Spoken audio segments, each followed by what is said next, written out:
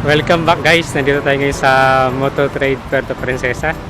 So, ang i-feature nating video sa ating video ngayon ay ang legendary ng Honda.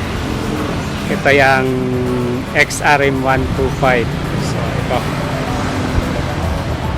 So, ang XRM 125 ang isa sa mga best selling na underbone unit ng Honda. So, tumabot na to ng 1 million unit sold ang Honda.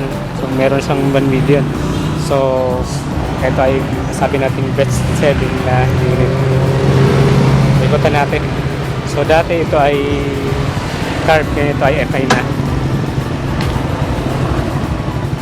So from analog ito ay naging digital na rin. So fuel injected. So mas ladong fuel efficient itong Honda XRM 125. So, siya. 4 speed pa rin siya. Rotary. So, paikot.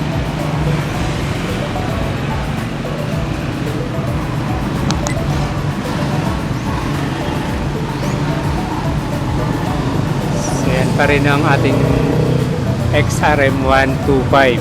So, ngayon ay mag-2026 na. So, andito pa rin yung XRM 125. So, bibilip ka rin pa rin ba ng XRM 125? Yan. Marami ng unit ang lumabas pero nandito pa rin XRM 125.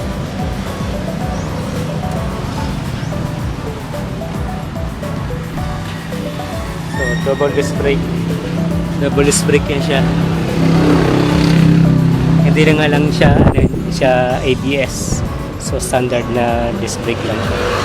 So, napakatibay ng XRM. So, change oil, kadena, spark plug. Yun lang ang maintenance nito eh. Palit ng gulong.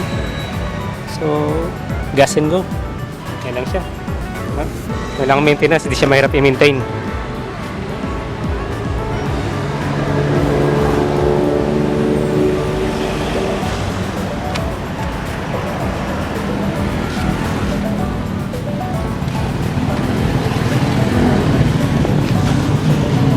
So, kayo, bibili pa ba kayo ng XRM 125?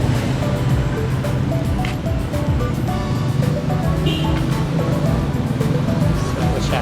Down payment niya ay 3,500. 3,816 ang monthly niya for 3 years. So, cash niya ay 79,190.